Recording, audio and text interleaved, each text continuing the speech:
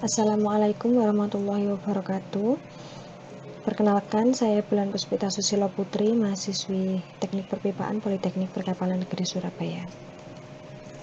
Dalam video ini, saya akan menjelaskan mengenai progres tugas akhir saya dengan judul Desain Expansion Loop pada line 350 DOHS 1030C14B 100HC untuk proses distribusi thermal oil.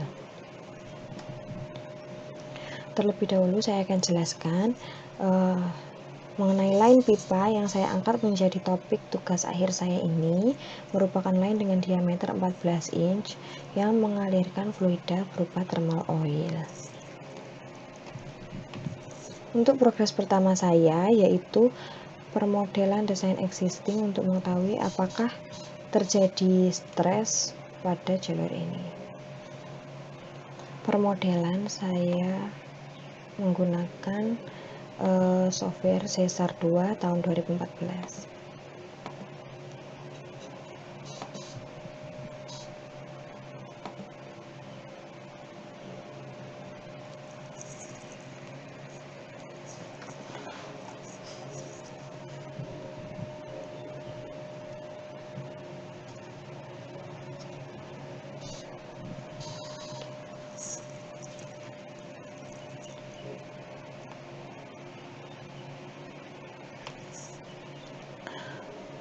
Permodelan sudah saya lakukan sesuai dengan data yang diperoleh. Untuk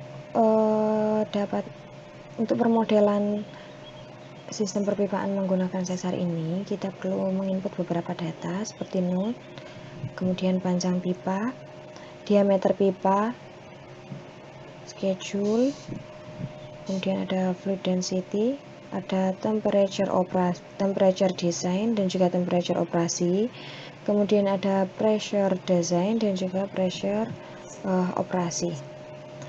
Untuk kemudian memasukkan jenis material yang digunakan dan juga ketebalan insulasi dan insulation density.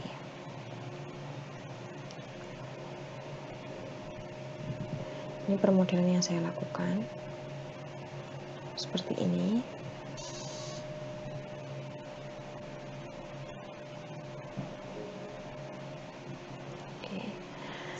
Kemudian saya akan running untuk mengetahui apakah terjadi stres pada jalur pipa ini.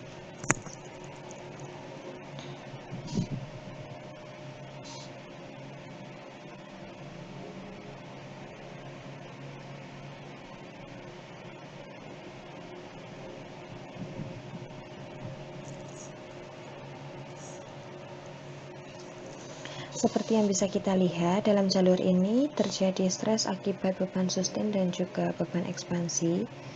Ini yang warna merah.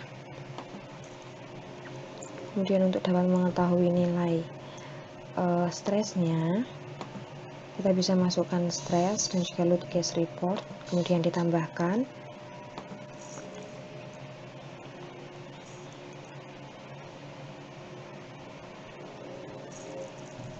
Ini adalah report dari analisa tegangan line yang sudah kita modelkan tadi. Ini bisa dilihat. Untuk mengetahui titik di mana stres yang terjadi, bisa dilihat dari angka yang berwarna merah dan juga rasio yang besar. Ini rasio yang besar. Seluruhnya warna merah. Berarti pada node-node ini terjadi stres yang berlebihan. Kemudian untuk yang warna hitam ini berarti masih aman.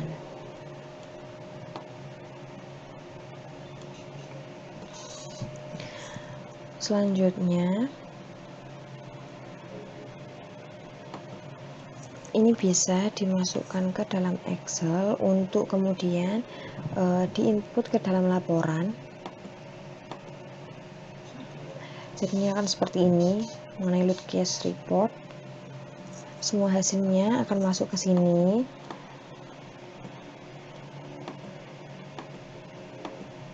Seperti ini.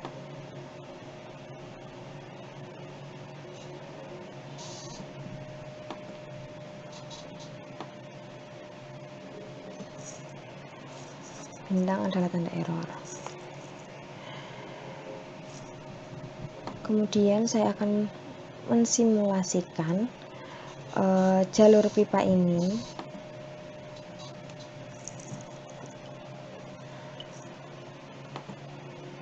Oke, kita bisa klik ini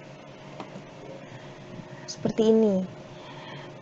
Simulasi jalur pipa apabila sudah beroperasi di lapangan.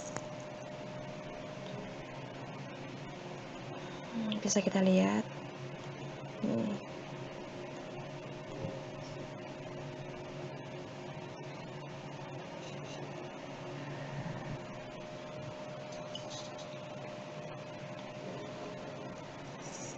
Kemudian saya akan lanjutkan untuk menjelaskan mengenai laporan bab 4 saya.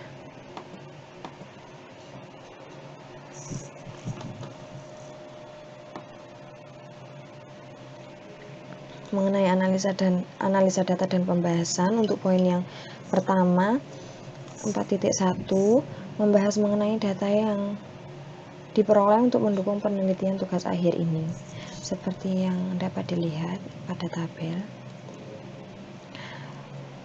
Didapatkan dua data, yakni data material dan juga data operasi sistem perpipaan. Untuk data material berisi mengenai material pipa, tentunya berisi mengenai outside diameter dan inside diameter, juga wall thickness. Kemudian juga ada material insulasi.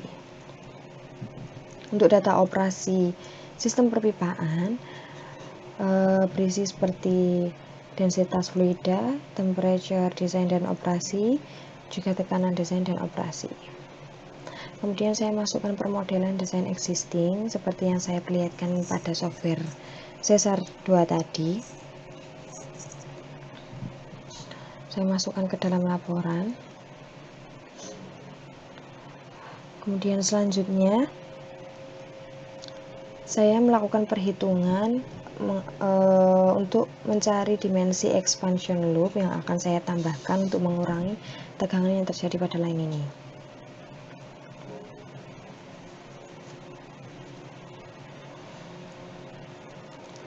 Data yang diperlukan untuk menghitung expansion loop, ada yang pertama adalah panjang pipa. Panjang pipa yang dimaksud di sini adalah bukan panjang keseluruhan dari pipa, melainkan jarak dari anchor satu ke anchor yang lain, seperti yang dijelaskan pada buku Samkanapan. Ini adalah mohon maaf, maksudnya support. Ini jarak antara support merupakan L yang diketahui. Bisa dilihat di sini data yang saya peroleh. Kemudian digunakan untuk yang pertama mencari nilai K1L dengan asumsi K1L sama dengan LC. Menggunakan rumus ini sesuai dengan metode MW-Kellogg chart. Kemudian didapatkan hasil dari K1L, dilanjutkan dengan menghitung thermal expansion. Yang terlebih dahulu kita harus mengetahui nilai dari koefisien thermal, melakukan interpolasi, mendapatkan nilai koefisien thermal dari tabel ASME B31.3. Selanjutnya, setelah ditemukan nilai expansion thermal dari rumus ini, kita bisa melanjutkan dengan menghitung nilai L kuadrat S per 10 pangkat 7 D delta dan K1. Sebelumnya kita harus mengetahui nilai dari allowable stress.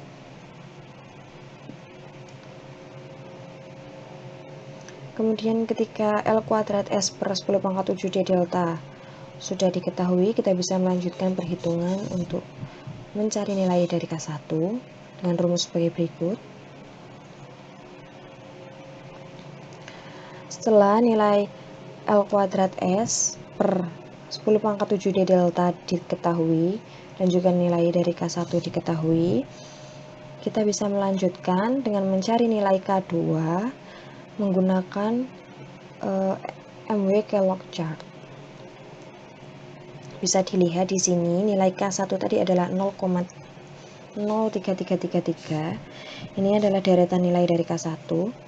bisa dilihat garisnya miring ini.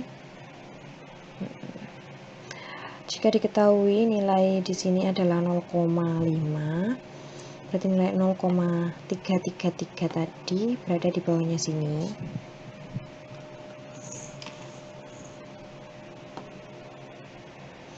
Kemudian nilai dari L kuadrat S per 10 pangkat 7 D delta adalah 0,094. Bisa kita cari di sini, kira-kira di sini.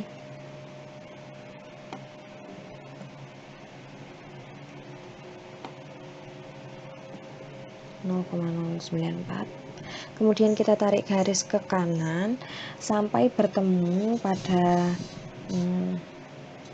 nilai dari K1 tadi, sekitar di sini. Kemudian kita tarik lurus ke bawah untuk mendapatkan nilai dari K2.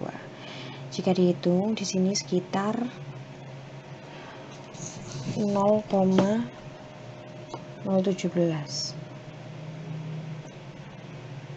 Setelah didapatkan nilai K2, kita bisa melanjutkan untuk menghitung nilai dari K2L untuk menemukan lebar dari expansion loop.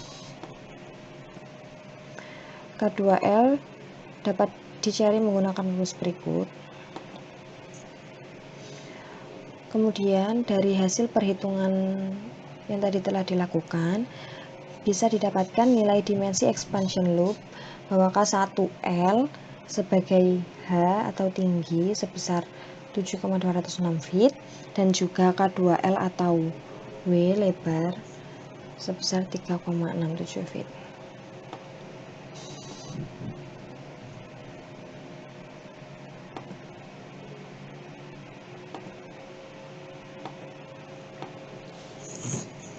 Baik, sekian penjelasan saya mengenai progres pertama tugas akhir saya. Apabila ada kekurangan saya mohon maaf. Wassalamualaikum warahmatullahi wabarakatuh.